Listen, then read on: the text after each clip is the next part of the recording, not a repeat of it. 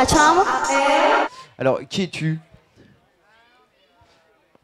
En fait, j'ai aussi un groupe, ça s'appelle Ponyhawks, mais en fait, on est tous les deux, en fait, Arnaud et moi, dans Ponyhawks. Mais Paris, c'est absolument pas le même groupe. C'est un autre projet, c'est exactement ça. Complètement. Toi, tu t'appelles Nicolas Kerr. Ouais.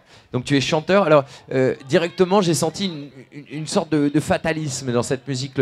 Le poids de la musique, le poids du temps, le poids de l'histoire, le poids de l'irréversible, quelque part, et une manière de surfer l'apocalypse, de surfer la déprime, de surfer la mélancolie. De manière. Je pense que tu as tort, parce que je pense que je suis la personne la moins dépressive au monde, en fait. Ok. Et surtout, je suis extrêmement chaotique. Ouais. Donc les gens, ils se disent, ouais, Kerr, enfin, le peu qui me connaissent, ils se disent, il est complètement fonce d'air et tout. Et moi, je trouve que je suis absolument pas. Je suis très mélancolique, je te l'accorde. Mais je suis absolument pas dépressif, c'est faux. Mais quand même, tu as cette faculté à dépasser la mélancolie. C'est ça que je voulais dire, c'est d'aller plus loin. C'est-à-dire La que. mélancolie, j'y suis soumise, par contre. Mais c'est autre chose. La mélancolie, c'est un truc très précis. C'est défini par les écrivains russes du 19e. C'est genre la mélancolie, exactement. Et en fait, j'ai exactement cette maladie mentale qui est en fait de vivre le moment présent en imaginant déjà que tu as 70 ans et que tu vas le regretter.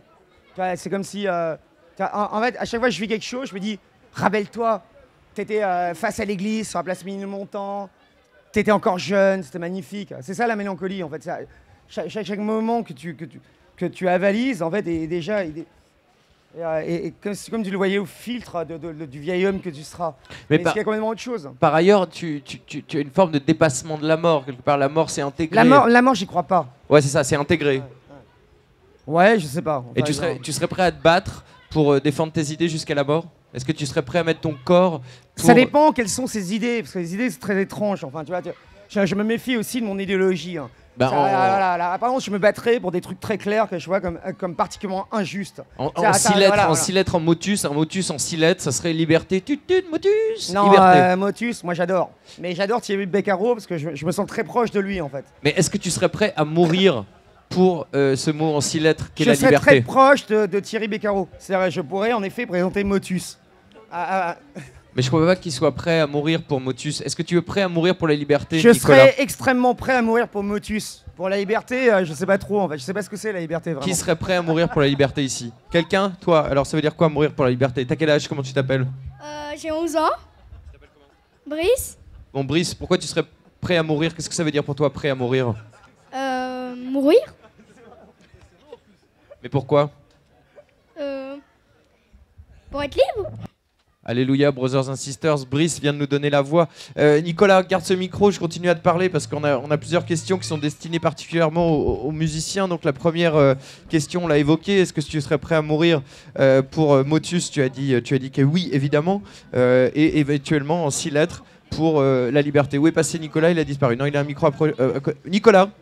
Oui. Deuxième question qu'on pose aux artistes musicaux systématiquement, puisque c'est la thématique de toute cette saison, c'est il n'y a plus d'argent. Comment tu négocies avec l'argent, toi? Comment ça se passe? Moi, ça fait en fait avant que j'arrive dans Ponyhawks. Assieds-toi, détends-toi. Avant que j'arrive dans assieds-toi, détends-toi. Moi, je suis toujours détendu, je marche partout. Non mais assieds-toi, s'il te plaît. Voilà. C'est juste, j'ai reprendre le monde. Tu vois, comme le mec dans le château, j'ai reprendre le monde. Et en fait, Comment tu fais avec l'argent? Comment ça se passe? Mais j'en ai jamais eu. D'accord. Enfin, en fait, j'ai été pendant 15 ans au RMI, donc j'en ai à foutre. Moi, tu vois, maintenant, j'en gagne plus parce que je fais Ponyhawks et tout. C'est-à-dire, moi, je sais vivre sans argent, j'en ai rien à cirer. Comment on fait pour vivre sans argent? Eh ben, on se débrouille. C'est un sacerdoce. Tu crois quoi? Tu crois en la solidarité, la générosité, l'entraide? Ou tu es un voleur? J'aimerais que ça fonctionne comme ça, mais j'en suis même pas sûr, en fait. Mais en tout cas, moi, je suis arrivé à vivre sans argent. Donc voilà. C'est possible. C'est possible, mais c'est dur. Tu vois, le RMI, quand tu voyais l'espèce de Sarkozy qui disait « Ouais, genre, salopard d'assister les mecs, ils ont 460 € par mois. Vas-y, va payer ton loyer, ta bouffe, ton électricité, ton téléphone avec ça. On va moins rigoler, quoi, tu vois. » Mais je croyais que les gens qui touchaient le RMI servaient à rien.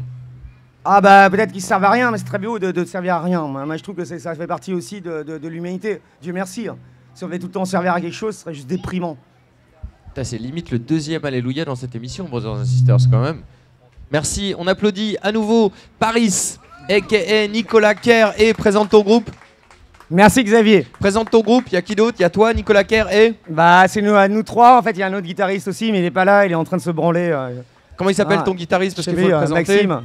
Je sais pas, il doit mater des films de Chimay, là. Ok, comment on retrouve votre actualité Paris sur Joujeul, tout simplement? Ah bah ça va être dur, hein, parce que, ouais, parce que Paris, ouais, dans bon Google. d'accord. Alors comment on vous retrouve sur le grand internet? Bon, vous retrouverez Paris. Ouais, allez, merci beaucoup. Hein. Merci à vous, on les applaudit encore. La chambre.